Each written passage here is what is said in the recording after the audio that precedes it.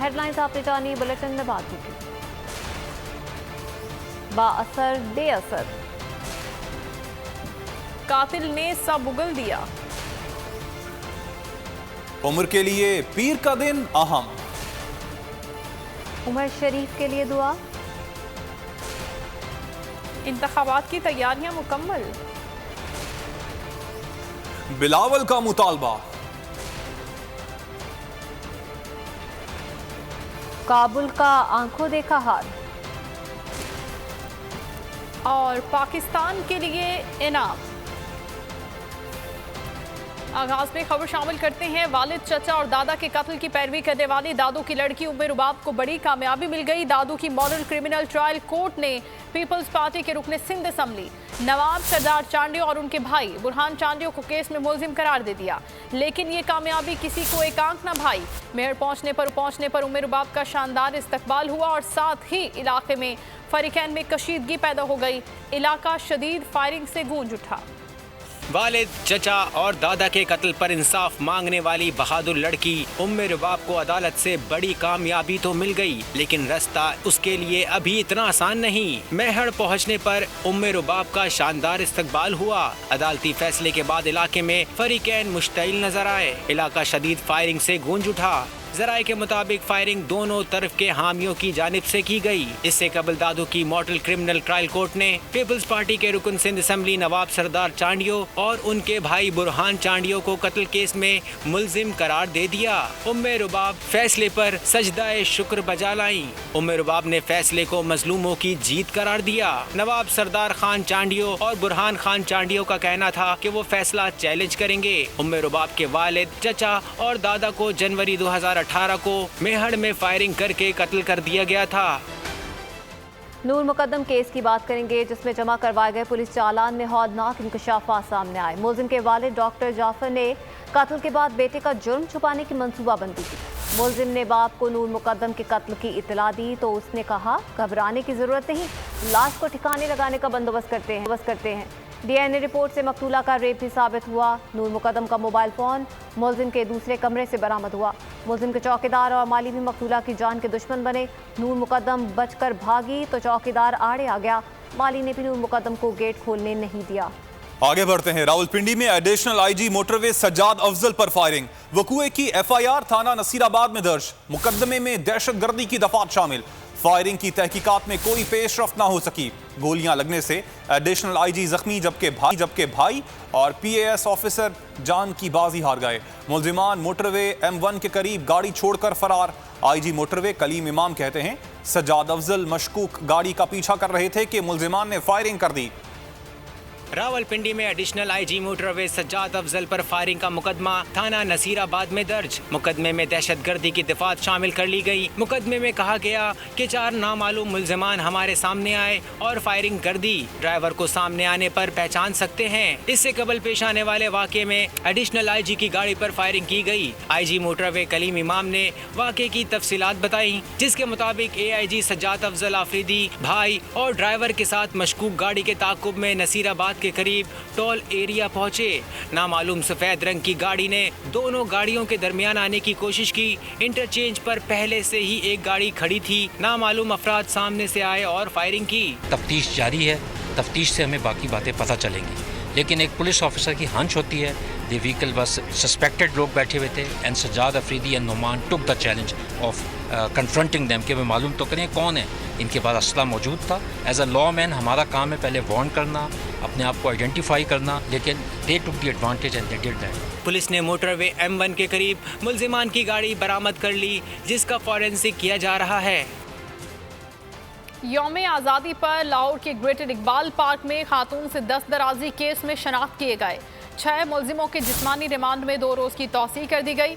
अदालत ने मुलजिम शहरियार के नाबालिग होने की बुनियाद पर जुडिशल रिमांड पर जेल भेजने की इस्तदा मुस्तरद कर दी।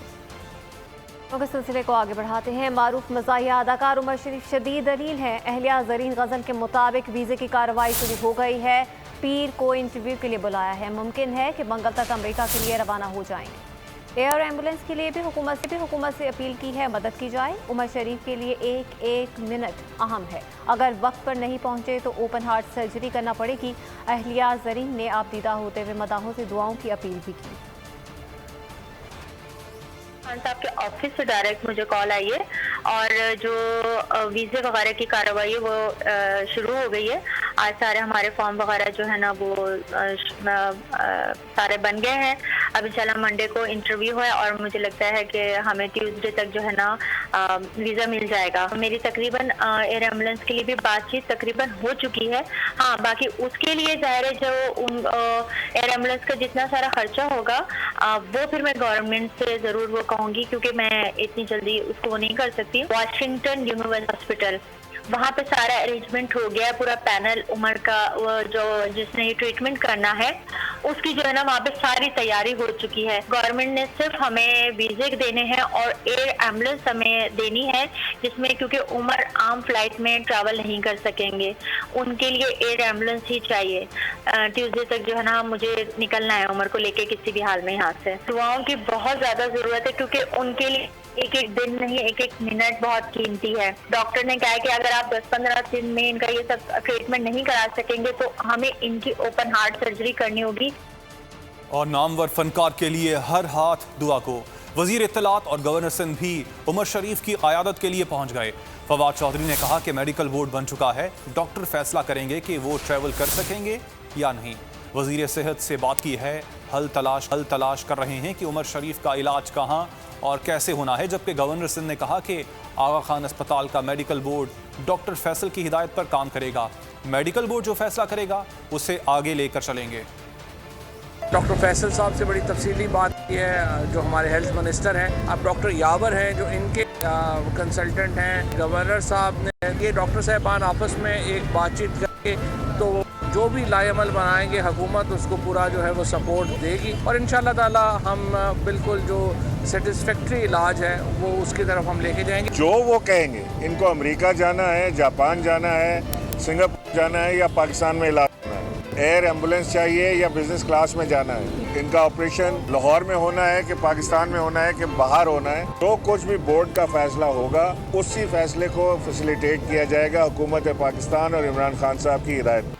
उमर शरीफ के इलाज से मुतालिक मुआविन खुसूसी डॉक्टर फैसल सुल्तान ने ट्वीट में लिखा कि उमर शरीफ का इलाज करवाने वाले कराची के अस्पताल के डॉक्टर इंतहाई काबिल हैं। डॉक्टर से उमर शरीफ के इलाज से मुतालिक बात हुई है। हुकूमत उमर शरीफ को हर मुमकिन मदद फराहम करेगी। और आपको बताएं कि मुल्क भर में कैंटोनमेंट बोर्ड के इंतखाबात आज होंगे। मुल्क के 42 कैंटोनमेंट बोर्ड के इंतखाबात में मुल्क भर से 1559 उम्मीदवारों के दरमियान मुकाबला होगा। सामान की तरसील मुकम्मल कर ली गई। बैलेट पेपर्स और पोलिंग का सामान प्रिजाइडिंग अफसरान के हवाले कर दिया गया। पोलिंग सुबह 8 बजे से शाम 5 बजे तक बगैर किसी वक्फे के जारी रहेगी।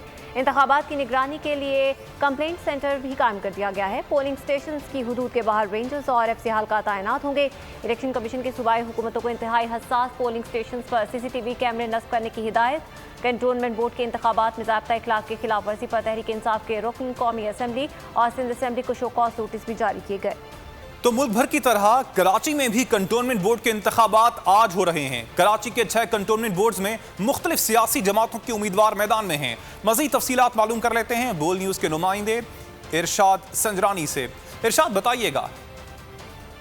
जी, मुल्क भर की तरह कराची में भी आज जो है कैंटोनमेंट बोर्ड्स के इंतखाबात हो रहे हैं और कराची में 6 कैंटोनमेंट बोर्ड में आज इंतखाबात के सिलसिले में होंगे। और इस वक्त हम मौजूद हैं कोरंगी क्रीक कैंटोनमेंट बोर्ड्स के इलाके में मौजूद हैं और यहाँ पर भी इस वक्त भी गहमा गहमी जारी है और देख सकते हैं कि पूरे इस गली में जो है मुख्तलिफ जो जमातों के हैं वो परचम लगे हुए हैं और 42 वार्ड्स में तकरीबन 343 उम्मीदवार जो है वो मुख्तलिफ सियासी जमातों के मैदान में है। इस इलाके का भी सबसे ज़्यादा जो मसला है वो पानी का है, बिजली समेत दीगर जो मसले मसाइल हैं वो आवाम के हैं। कुछ लोग भी मौजूद हैं, हम उनसे बात करने की कोशिश करते हैं। जो यहाँ अच्छा काम करेगा उसको देंगे। कोई एक तो यहाँ पानी का मसला है। अच्छा, और कौन सी ऐसी जमात है जो आपके दिल के करीब? हमारे हिसाब से लगता है PTI। और भी लोग हैं, इनसे भी हम पूछते हैं। हमारे मुताबिक तो इनको जीतना चाहिए जमात इस्लामी वालों। रीज़न इससे पहले इन्होंने ही काम किए हैं, उसके बाद तो कोई काम ही नहीं हुआ कराची में, लावारिस है। हम पाकिस्तान पीपल्स पार्टी को सपोर्ट करते हैं और दिल से सपोर्ट करते हैं और इंशाल्लाह ताला पाकिस्तान पीपल्स पार्टी ही जीतेगी और उसी को वोट देंगे हम। जो उम्मीदवार जीतेगा उसके लिए बड़ा चैलेंज ये होगा कि वो पानी के मसाले और दीगर जो बेसिक इश्यूज हैं वो हल करें। तो 42 वार्ड्स में आज 287 ठीक है इरशाद, आपने अपडेट किया, आपका शुक्रिया। इलेक्शन कमीशन अपना इख्तियार इस्तेमाल करते हुए हमलावर होने वालों को नाअहल करे। तख्ते लाहौर और सिलेक्टेड का राज नहीं चाहिए। अगर नून लीग और मौलाना मान जाएं तो इस हुकूमत को निकाल सकते हैं। बिलावल भुट्टो का लिया में जलसे से खिताब, कहा मैदान छोड़कर वजीर आजम इमरान खान को फ्री हैंड देने वाले दोस्त भी हमारी सरगर्मियों से खुश नहीं। इलेक्ट्रॉनिक वोटिंग मशीन पर बिल मंजूर होने नहीं देंगे, नून लीग का दो टोक ऐलान। सीनियर रहनुमा ख्वाजा सादिक ने कहा इलेक्ट्रॉनिक वोटिंग मशीन पर बिल मंजूर कराने की कोशिश की जा रही है। इलेक्शन कमीशन को धमकियां दी जा रही हैं, इदारों का तहफ़्फ़ुज़ किया जाए। मरियम औरंगजेब ने कहा इलेक्शन कमीशन पर गुंडागर्दी और दहशतगर्दी करने वाले वफाकी वज़रा को निशाने इबरत बनाया जाए। मुआविन ख़ुसूसी शहबाज गिल ने भी अपोजिशन पर जवाबी वार किया और कहा कि अपोजिशन शफाफ इलेक्शन से क्यों घबराती है। इलेक्शन कमीशन ने 4 साल कुछ नहीं किया। इलेक्शन कमीशन को अपोजिशन का आलायकार नहीं बनना चाहिए। अगला इलेक्शन इलेक्ट्रॉनिक वोटिंग मशीन पर ही होगा। और वफाकी वजीर असद उमर का कहना है कि आइंदा आम इंतखाबात नई मरदमशुमारी के तहत ही होंगे। उन्होंने जिम्मे बल्दियाती इंतखाबात ना करवाने का जिम्मेदार सूबाई हुकूमत को करार दे दिया।